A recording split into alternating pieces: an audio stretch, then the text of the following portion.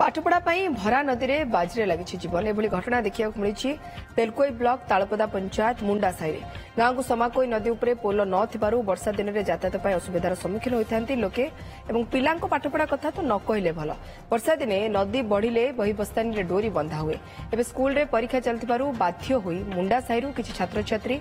तालपदा उच्च प्राथमिक विद्यालय को भरा नईरे जीवन को बाजी लगाई जाउछन्ति। लगन वर्षा जोगु समाकोई नदी फुलिक रही बेके बेके पानी रे अभिभावक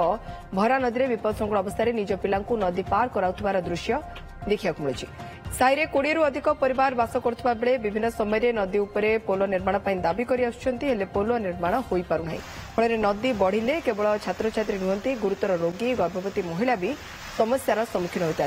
नदी पर्यंत आम्बुलांस आसी थाए लोके गुरुतर रोगी और गर्भवती महिला को दौड़ी बांधि विपदपूर्ण भाव नदी पार कराए। आज आम एग्जाम चलती आज आम एग्जाम दे जाऊँ वर्षा वर्षा होची स्कूल गला बेले नदी बढ़ुची तो आम स्कूल जाई पारुनु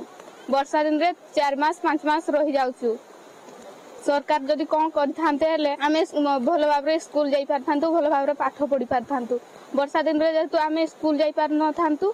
पोल गुटे ही थांता भल ही थांता। आज्ञा हमर नदीटा वर्षा दिन आसिला मात्र हमर नदीटा आज्ञा बहुत नदी बढ़ुची स्कूल छुआ जाई पार नांते आज्ञा डेलिवरी पेशेंट भी जाई पार नांते आज्ञा आमर वृद्ध जो बुढ़ा लोक में आज्ञा ज्वर हेले जाई पार नांते मेडिकल आज्ञा हमर घरे ही रहउचंदे सेमते इना परीक्षा अछि परीक्षा भी देई पारबे नै छुआ तापरे किंती पास करबे हमें एटा भी आपण माने जानि नै आउ एटू हमर एटी सब मूर्ख रही जाउचंती